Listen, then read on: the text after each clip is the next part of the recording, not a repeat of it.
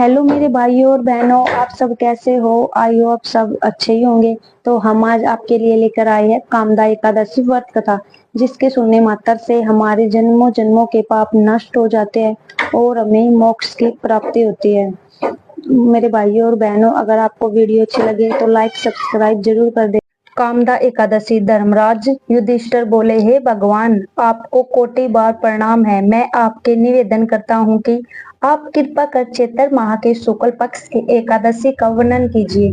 श्री कृष्ण भगवान बोले कि हे राजन, आप एक पुरानी कथा सुनिए जिसको राजा दिलीप से वशिष्ठ जी ने कही थी। राजा दिलीप ने पूछा था कि गुरुदेव, चैत्र माह के शुक्ल पक्ष की एकादशी का क्या नाम है? इसमें किस देवता की पूजा होती है तथा इसकी विधि क्या है, सो कहिए। महर्षि वशिष्ठ बोले, हे राजन, चैत्र माह के शुक्ल पक्ष की एकादशी का नाम कामदा है। यह सब पापों को नष्ट कर देती है और पुत्र की प्राप्ति होती है।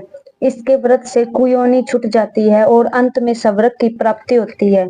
अब मैं इसका महात्म्य कहता हूँ, ध्यान पूर्वक सुनो। प्राचीन काल में एक भोगीपुर नामक नगर में पुंडरीक नामक एक राजा राज्य करता था। वहां अनेकों अप्सराएं, गंधर्व, किन्नर आदि निवास करते थे। उसी जगह ललिता और ललित नाम के दो स्त्री पुरुष अत्यंत वैभवशाली घर में निवास करते हुए विहार किया करते थे। एक समय राजा पुंडरीक गंधर्वों सहित एक सभा में क्रीड़ा कर रहे थे।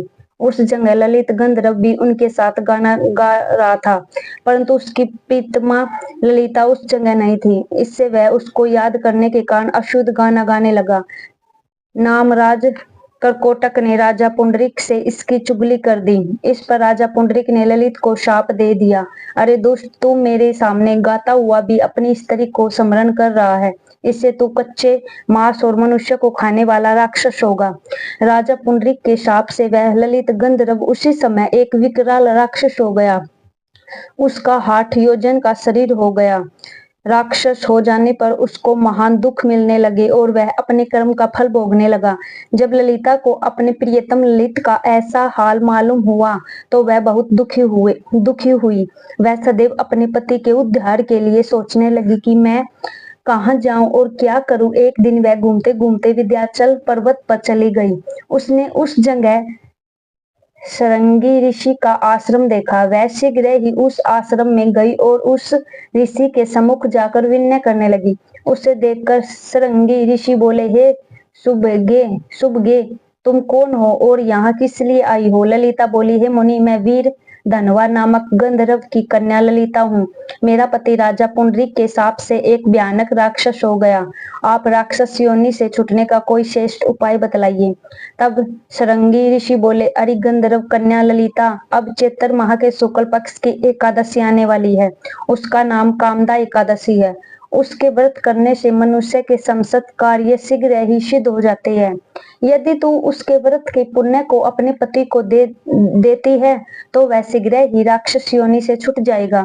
मुनि के वचनों को सुनकर ललिता ने आनंद पूर्वक उसका व्रत किया और द्वादशी के दिन ब्राह्मणों के सामने अपने व्रत का फल अपने पति को देने लगी और भगवान से इस तरह प्रार्थना करने लगी, प्रभु, मैंने जो व्रत किया है उसके पुण्य से मेरे पति राक्षस योनि से शीघ्र ही छूट जाए।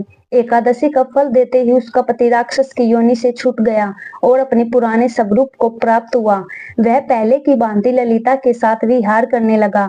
कामदा एकादशी के प्रभाव से वह पहले की भांति अब अधिक सुंदर हो गई और पुष्पक विमान पर बैठकर सब लोग को चले गए। हे राजन, इस व्रत को विधि पूर्वक करने से सब पाप नष्ट हो जाते हैं। इसके व्रत से मनुष्य ब्रह्म हत्या इत्यादि के पाप और राक्षस आदि की योनि से छूट जाते हैं। इसकी कथा व महात्म्य के श्रवण व पठन से वाप्य यज्ञ का फल प्राप्त होता है।